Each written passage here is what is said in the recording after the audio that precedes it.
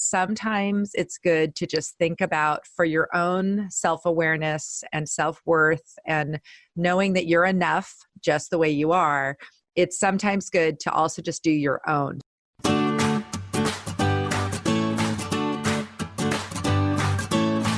Hello and welcome to the Sunshine Parenting Podcast, where each week we talk about ideas for raising kids who become thriving adults. I'm your host, Audrey Monkey. I'm a summer camp director, writer, and speaker, and I've had the privilege of working with thousands of children, teenagers, young adult counselors, and parents over the past 3 decades. My husband, Steve, and I are raising 5 kids who currently range in age from 15 to 25. So my interest in raising kind, optimistic, self-reliant kids who become thriving adults is personal as well as professional. Hello, Sunshine Parenting listeners. I am so excited to bring you this week's episode. So this episode was recorded as part of a follow-up meeting to the Raise Thriving Kids workshop that Sara and I did back in September. We did a live workshop. We had 16 participants and we spent the whole day together. And it was just a fabulous day of talking with other like-minded parents and comparing notes and figuring out how we can address the challenges that we all face raising our kids. Part of the workshop included 4 follow-up online Zoom calls with Sara and me. And this was part of our final call where we covered year-end reflection activities.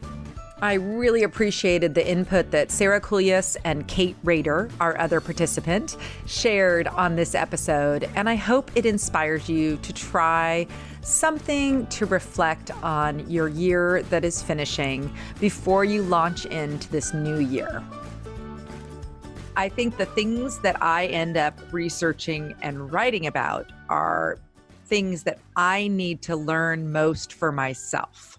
So my kind of basic personality and set point is I'm a planner. I'm a goal setter. I'm an achiever. I like doing things. I like new projects. I'm really fueled by that. I get excited about new things, writing books, doing podcasts, all this stuff really fires me up. And so something that I really need to be intentional about is the other parts of me. And some of the activities I've learned and started practicing over the past about 5 years have really been helpful and have been things that I think could be really encouraging for other people too. So I have this post that I wrote and it's called 5 Year-End Reflections. And basically for most of them, you can really just do it on your own. Some of them are family activities, so you have to enlist some, support from your family. But so I'll just kind of talk through some of them, and I'd love to hear your, input or additional ideas because I'm sure, when you hear ideas, you get spurred on to other ones. So the first one is what's called a reverse bucket list, and this is such a great thing. It's kind of like a gratitude list, only when you do your very first one. So like if you do one, you look back over your whole life and you think about what are the cool things that I've already done. So, a lot of times people think about writing this bucket list. That's this long list of places you still want to go, degrees you want to get, or whatever, these lofty goals, lifelong things. But when you take the time to sit down and just make a list of what has already happened in your life, you've birthed a child or 2, you've overcome some kind of illness, you've, found the love of your life, you've, you volunteered to help a group of something, it's just, you start listing them, you're like, oh my gosh, especially the older we get. Like I'm 52 now, so I have a half a century of things to be thinking about and saying, wow, that's pretty cool.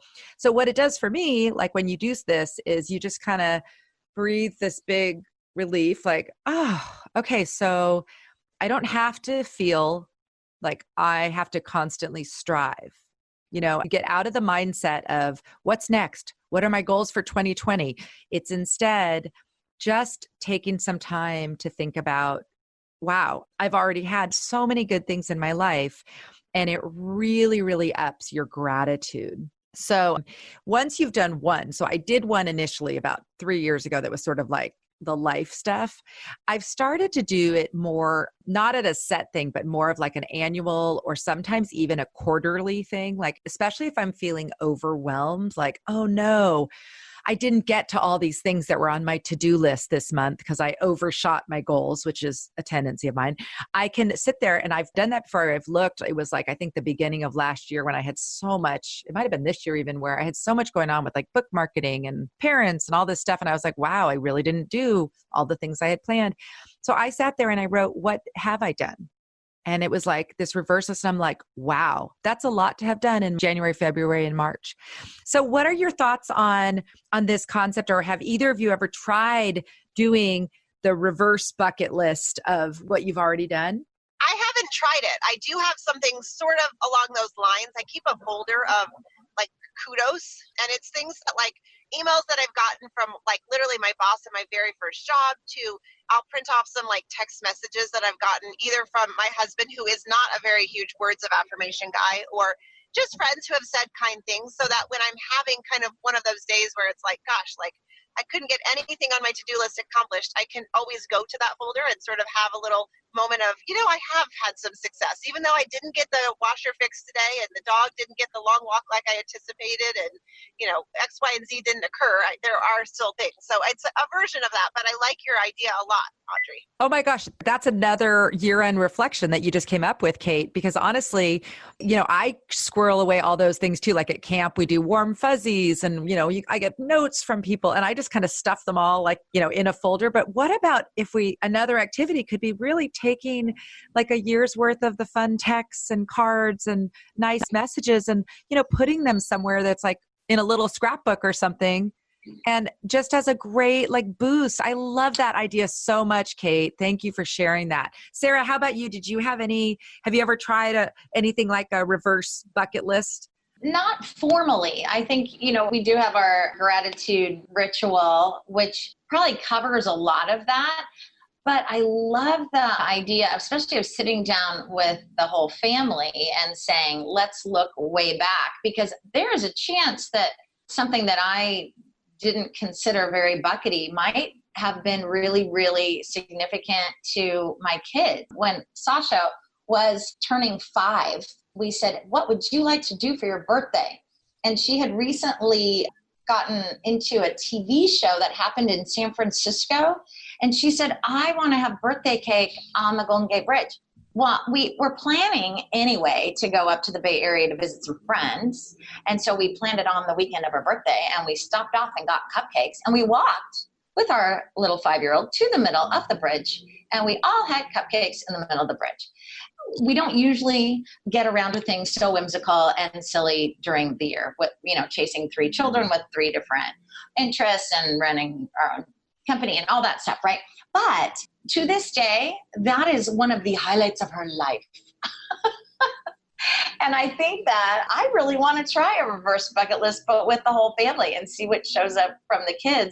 And I do agree, Audrey. I think it will remind us that, wow, it has been a rich, rich life of experiences. They're different than other families have. We have odd ones, and we haven't done a lot of the groovy things that other families have. But I think it's a pretty long list if we take a look at it. And that would probably be good for all of us to feel content and grateful in a new way. So I'm going to try that. I don't know. I think it kind of helps identify your family values too, because what we prioritize as families, to your point, is different than what other people do. And I think that sort of solidifies, gosh, like a good old fashioned like Monopoly game night with like fun snacks means a lot to us. Whereas to, the people next door, it might not. So I think doing that exercise actually also sort of helps you identify what matters to you as, the Rader 5 or the, whatever your family dynamics are. So I think it serves multiple purposes, actually. That's a great point. So you guys are funny because you segued into basically my next reflection so my other thing that I've been doing, we started this in 2008 in my family, and I call it 100 family memories. And what you do is you brainstorm what happened this year. And I think it's I would like to say to you guys, I think using the 100 family memories as sort of your family reverse bucket list is a great idea, but I would challenge you to focus on yourself for your own reverse bucket list, only because I think maybe especially as moms, I see you guys both going straight to how can I apply this to my family, which is great. I really do think that sometimes it's good to just think about for your own self-awareness and self-worth and knowing that you're enough just the way you are. It's sometimes good to also just do your own. So I would suggest that the bucket list idea is more of a personal thing because it's like goals you've already achieved, cool things that you've done. Whereas like the 100 family memories would be things you're grateful for, funny, whimsical memories, that Monopoly night, that cupcake on the bridge. Those would all come up in this conversation with your family as you brainstorm together what was significant for us this year. And of course, accomplishments will be on there. Somebody graduated or somebody's soccer team did something, so those things for sure get on there. So I think it is kind of like a family bucket list, but I would suggest that those are two different activities. So does that make sense? I actually appreciate that exhortation. So for the 100 family memories, we have done it different ways, but honestly, the easiest thing has been just a legal pad that we keep flopped on the kitchen counter or the dining table it used to be when my kids all lived at home, it used to be for like the whole month of December. And we'd sit, over dinner the first night and my daughter has super duper neat writing, usually wanted to be our scribe. So she would do the writing, but we would easily come out with 25 or 30 things the first night that we do the brainstorm, because it would be all the big events, like somebody got their driver's license and somebody got stung by a bee. And they're both the good things that happened or the bad things, like somebody got sick and missed something or whatever. But then it gets harder because first of all, you're like, wait, January, what was happening then? And so then we just kind of leave the pad out and we revisit it a few times at dinner, but we also just leave it out for people when we're in like pairs or three of us sitting together, like, oh yeah, that needs to go on the list. So we'll just kind of keep adding, but the goal is to try to remember 100 things. So you get down to some kind of minutia because and those are some of the funny ones are, random individual things that happened. So that's been a really fun practice. Actually, the last couple of years, we haven't gotten to 100 because we've only been together for the holidays. So I've managed to get us to like 57 or something like that. So it hasn't been as effective now that the kids are all out in the world. One of the times I tried to do a Google Doc, which was a total flop. And it's not really the intention of the thing. I was like, let's start while we're not together. And won't we bond over this, Excel spreadsheet on Google, and nobody put anything in there. So we had to do a paper one anyway when we were together. So I would recommend just doing old school legal pad, whatever, jot down, or index cards on a bulletin board. I mean, it could be anything like that, but I think just something that's really visible and is short term, like just for a couple weeks in December or the last week. And just, it's a really fun activity. So would either of you guys think about trying that? I think it's a great idea and a fun way to reminisce and a fun way to even, I think, get to know our kids as far as what they remember and what they treasure, because we always tease, like there was a time where we took our kids up to Seattle. We wanted to see the Space Needle and we wanted to go see the flower fields, and we went to this treehouse hotel, which was because of a show we watched called Treehouse Masters, and they have a treehouse hotel up there. And so we thought this was just the bee's knees and we were like going to have the most fun. And when we got home, they claimed that their favorite part was the indoor pool at the Sheraton. And so it was funny because we would never have anticipated that, and yet that was memorable to them. And so I think when you allow each family member to sort of share their treasured memories from the year, it gives us insight into their personalities and their level of value of priorities as well. So I'm excited. I've heard you talk about that before, Audrey, on one of your podcasts or maybe an article, but I appreciate the reminder because it's perfect timing at this time of year. Oh, great. Thank you. So Sarah, what you were saying? Oh, well, first I was going to say, Kate, we watched that show and we have wanted to go to that hotel. Was it worth the trip? It's so cool. We did not stay there because you have to be, I think, 16 to stay overnight. We just did the tour, but Sarah, it is so cool. It is quite fun. Yes, I cannot recommend it enough. And the kids did enjoy it, but it just made us laugh. We said, gosh, we could have just stayed in Costa Mesa at a hotel with an indoor pool. Right. Yeah. Audrey, last Christmas, you had encouraged our family to do a 100 Memories notebook. And I was actually probably last week thinking about when we're all back together at Christmas, that's a time to start it. And even my older dudes, when we get back together, they're kind of more in that nostalgic kind of family mood anyway. And I think taking advantage of the few weeks we have together over the holidays might just be ideal. And I really like your recommendation of just leave it out on the counter, because, not all of us think on our feet, and things come and dawn on us. And then it kind of becomes this fun little competition about who wrote the last thing. And I just, kind of taking away the pressure of we're going to sit down and do this thing. Sometimes it's the same as like taking a family photo. Sometimes the best photos were the incidental candid ones where when you sat down to take the family photo, darn it, now smile. Those were not as, authentic. So Anyway, I may just make that happen over Christmas. Okay, fun. Me too. If my family's listening, we are doing it this year. We're going to get to 100 again. Like we used to. We were consistent from like 2008 through 2017, I think. And I save every single one. I have these legal pads with all of the memories, and they're so fun. Well, that's great. I love the 100 memories. Okay, so my next thing, number 3, and these are all, again, I don't suggest that anyone does all of these things. These are all just ideas of maybe you pick 1 or 2 that resonate with you. So like in my book, I just don't want people feeling overwhelmed like, oh my gosh, now I have more things to do. I want these to be just fun things. And I really agree, Sarah, the delivery, if you're doing something like 100 Memories, cannot be, all right, family, gather round. We're going to spend the next 3 hours remembering, that's not going to be fun. You have to make it light, and you have to allow them to put really silly things on the list. So, that's part of it, is not making it, it's not a serious thing. It's just a fun thing. And I do think, because my memory is just not that great and the years have all kind of muddled together, I really like pulling out the old ones and going, oh, that happened that year. Oh yeah. You kind of, even if you went on a trip or something or a little weekend thing, that will show up then on the list. Okay. So number 3, and this is just something that for me really resonates. It's picking a quote of the year. So it can be something that, like a quote that's resonated with you that kind of speaks to this year, if you want to pick something like biblical, if you're Christian or religious, or you want to do that, or just something motivational. I think both looking back as a reflection or looking forward, or both, picking some kind of quote that you want to live by is really cool. An alternative is my number 4 one, which I've also got Sarah and her family to do, which I am really, and I'm actually a huge proponent of it. It's called One Word.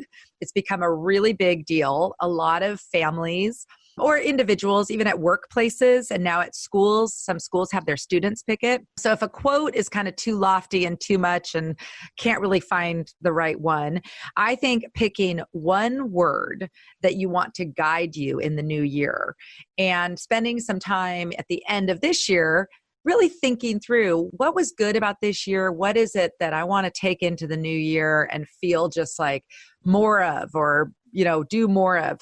So I love the process. I have a lot of resources, and I'll put some links to the resources, but there's a lot of different ways to think about selecting the word. Again, it doesn't have to be super deep, but you can go deep if you want to.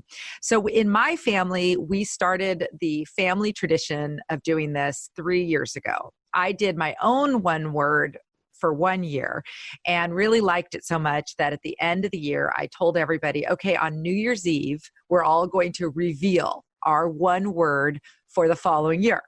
And it was kind of like we kept them secret. So we could talk about different ideas with each other, but we made it secret. And then we went around the table at New Year's Eve and shared our one word. And that has been really, really fun.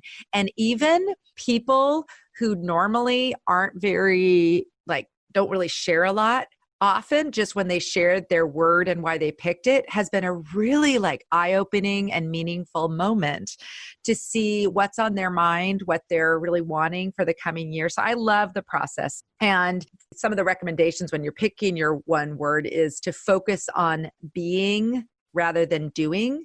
So it's not you don't want it to be this constant reminder of what I should be doing. instead like this aspirational, like inspiring you, like I really, I want to bring more peace into my life. So here are some things I'm doing. I'm going to read some books. I'm going to, you're going to find resources, just like this reminder. My daughter learned lettering, and one year she made us all pretty little drawings of our one word. Another daughter of mine gave me a little, like a key that had my one word on it. And so you can also use them as really neat ways to, like, if you know someone else's one word, you could use it on gifts and as reminders. So I just love it so much. The other tip is to be authentic. It should reflect you and no one else, not what you think someone else thinks you should be picking or anything. It's really easy. This is why we don't talk about them with each other, because if you listen to other people's words, you might be like, oh, that one sounds really good.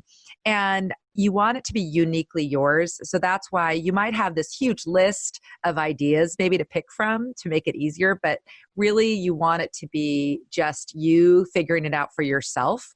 So for me, of course, I do a bunch of journaling and I think about, oh, maybe this, maybe that, so, but for some of my kids, they literally just think of a word. So I overthink it, which number 3 of the tips under picking one word is don't overthink it, which I do, but I like that. I like reading about things and researching. So it's fun for me, but there's no wrong answer. You don't have to analyze it to death, and there'll be another year, hopefully, God willing, that you can pick another word. But a lot of it just comes with like, determine the kind of person you want to be the next year. Identify like characteristics of that best self, like when you're being your best self, what does that look like? And then you pick a word. So that's like my favorite of my recent activities. And it's one that's meant a lot to me. It's guided me a lot because once I pick a word, I then seek out resources and ideas to help me live that word better. So do either of you have any experience with picking one word? Well, I do, because Audrey, you had my family do that with you last year. And my word was risk. And I just wanted to put myself in some new situations this year to kind of stretch me. And I have done that. And every time I do, I think, Audrey, this is your fault. And in the best way. And my husband has totally, really, it helped define some things he wanted to do with his year. And he has shared it. I've heard him share it, his one word with, I think 4 different times, and how that helped fuel him. And I was surprised at his conviction around it. And it was awesome. So that's definitely, for my kids, I still think they're like, I don't know, but that's okay. It's building a new tradition. Yeah. So have you ever done this, Kate? I did actually. And it's funny that you said about the key. My word was nurture. I wanted to nurture myself a little more because I have a tendency to put everyone else first. And I wanted to nurture my relationships. So my relationship with Jeff and my relationship with each child, but also just friendships, girl friendships, and make that a priority. And so I think when you're excited, like when you talk about it, people hear. And so a girlfriend bought me a little bracelet with the word nurture on it. And every time I looked down, it was just a reminder of, am I taking that time? Like, am I truly actually following through on what I said I was going to do? And so I think some years those words come more easily than others. One year I picked thrive. I wanted to thrive instead of just survive, but some years it's hard. Like some years you feel like you're kind of plugging away and you don't necessarily have one that jumps out at you. So it's interesting when you find those years that you have one that really resonates, how meaningful it can be. So I love the idea as well. I think it's a neat way to put focus on how you're going to spend your time and your energy and your reading and your, research and all that good stuff. So how many years have you done it, Kate? Those are the only 2 words that I really remember resonating with me. I'll be honest, Okay. Audrey. I think some years, like you mentioned, I look at a long list first and I can very easily cross a lot of them out because they don't speak to me in that given year for whatever reason. But those are the 2 that are most memorable. I think I've picked a word 3 years, but I think the other word, clearly, I can't even remember what it was. So it clearly wasn't that meaningful. But I think this would be my 4th year going into 2020. And it's good to start thinking ahead of time because, to your point, it's not one of those things that I can't just choose spontaneously. Like I kind of want to spend some time because when it is meaningful, it really does carry you through the year and it gives purpose to what you're spending your time with. And, I met with a life coach years ago and she asked me to identify my 5 top priorities in life and then translate that to how I was spending my time.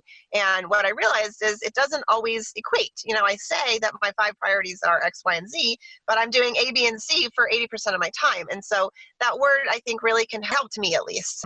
Continue to be honest and truthful about, is saying yes to this nurturing me in any way or nurturing my relationships? Well, then maybe I need to say no and spend some time nurturing, So I think it's a great thing. I really appreciate the reminder and the fact that you've had success with it too. So. Oh, I love that. Well, my word for this year, my other words, it's funny because I think I've forgotten maybe the first one I did before I shared it, but I know I've had breathe and peace. So you can see the theme. I tend to be a little stirred up a lot. So I'm always trying to calm things down.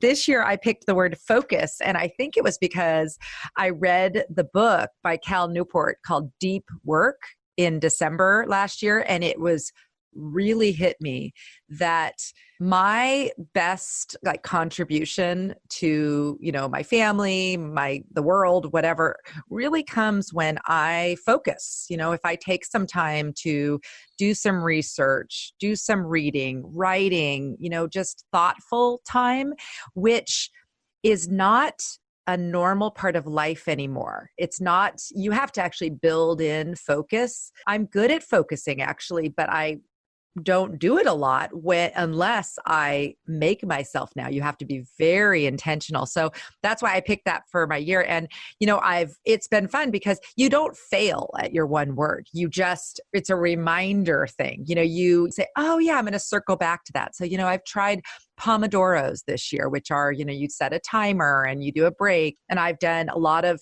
turning off the phone and doing, trying sitting in different places and cleaning my desk off and, just various things. But it's been good because that word, I'm like, remember, you're focusing, you're trying to focus. That's who you are. You're anyway, so I love it. So that's great. Okay. So then we're having so much fun chatting. We're going on and on. But my last thing, and this is again, really relevant for me, is to kind of remember your own favorite books or resources from the year.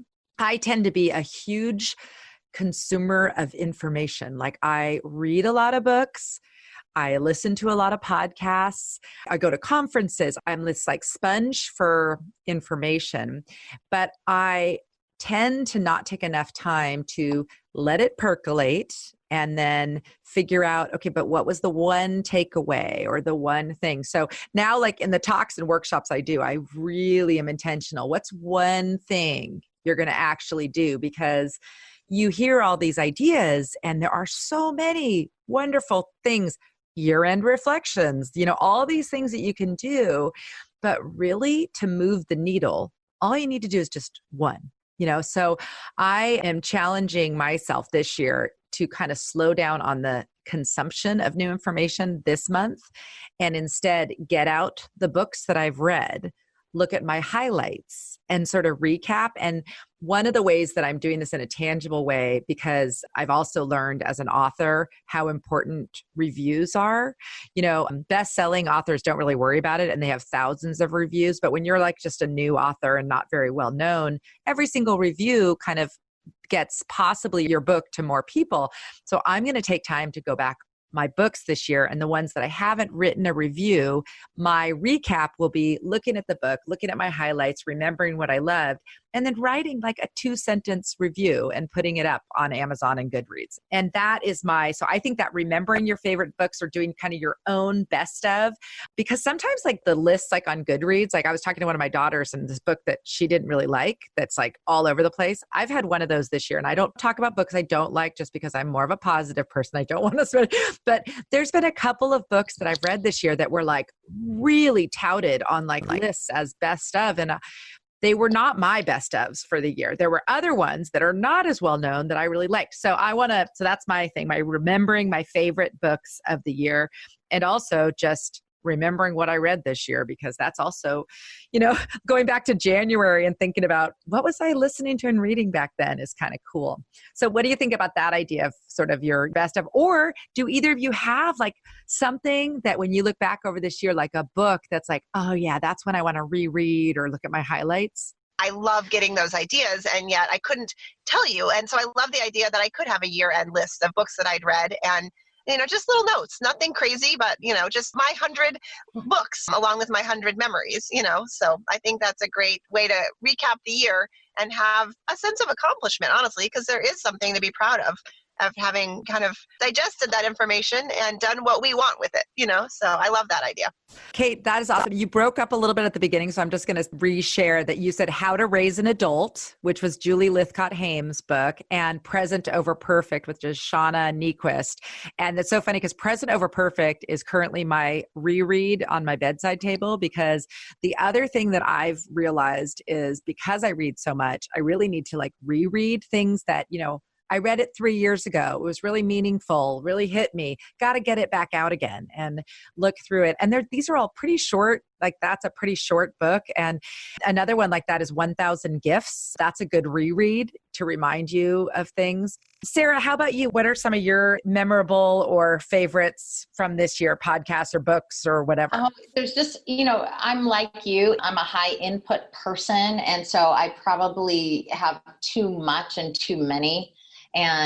But what I have been a little more intentional in doing, and I realize this falls into that, is to be intentional about recommending books or podcasts or articles to others. And as I am doing that, I'm reminding myself, that one really moved me this year. In fact, just yesterday, I Amazoned a book that was really meaningful to me this year to 2 different friends. They don't know each other, but it dawned on me that was meaningful to me. I said, hey, you're going to receive this given what life experiences happening for you right now. I just thought this might be meaningful to you.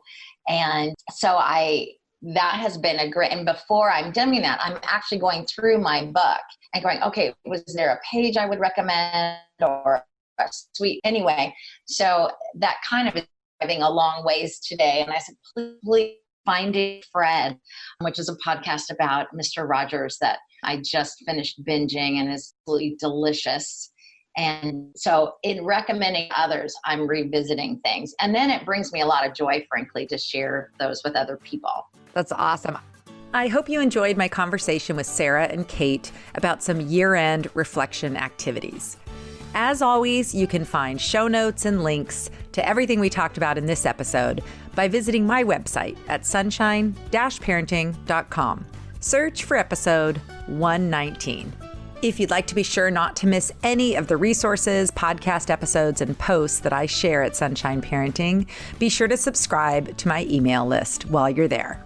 For another easy way to subscribe, you can text the word HAPPY to 345345. If you're looking for some fun new ways to connect with your family and help develop the character traits and skills your kids need to become thriving adults, I encourage you to pick up a copy of my book, Happy Campers: 9 Summer Camp Secrets for Raising Kids Who Become Thriving Adults. Here's an excerpt from the introduction of Happy Campers. My experience using these secrets isn't limited to my job at summer camp. I have used these camp techniques in my own home, so I have seen that they're applicable not just around campfires in the mountains, but also at home while living our day-to-day, ordinary family life. I am honored to share these ideas with you in the sincere hope that you can create the positivity and happiness of summer camp at home and have your own happy campers.